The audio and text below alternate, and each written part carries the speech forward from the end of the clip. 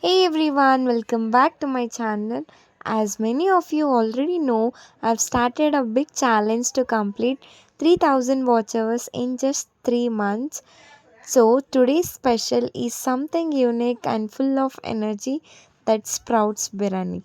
So for that I'll be just roasting on a flame with a dry coconut, and this biryani is not just about taste, it's about spirit, energy and creativity. So let's get the recipe.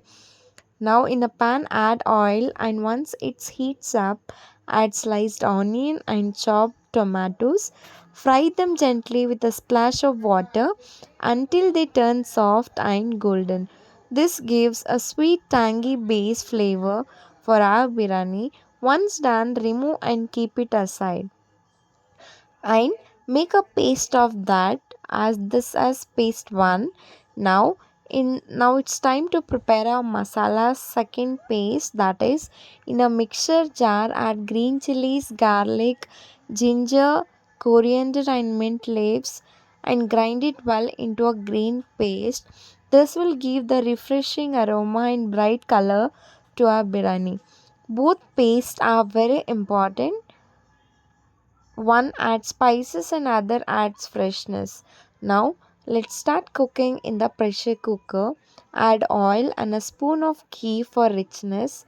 Once hot, drop in whole spices, bay leaf, cinnamon, cloves and cardamom. Required spices you can add there. These whole spices release a beautiful aroma or fragrance that sets the tone for biryani. Then add slit green chilies and thinly sliced onion. Fry them until golden brown. This step really decides the depth of flavor in your biryani. Next, add green chilies, garlic, ginger paste. Saute it until raw smell goes away. Then add the tomatoes and cook until they turn soft and mushy. Blend them well with masalas. Time for spices, that is add turmeric powder, red chili powder, biryani masala and required powder you can add like dhania powder and all. That depends on your flavor. And don't forget to add curry leaves as it gives South Indian touch, and mix it well so that all the flavors combine beautifully. Now for the special twist, we are adding here sprouts. That cook them slowly in the masala until they are well coated with and absorb the flavor. After that, add our cooked paste, onion tomato paste to our particular prepared sprout masala, so that now it is ready to have a different unique flavor. Everything blends into and gives one rich flavorful masala. Now it's time to add water. Remember the perfect ratio. For 1 glass of rice, add 2 glass of water. Once the water starts boiling, or if you are very in urgent or you have a work, you can go with that.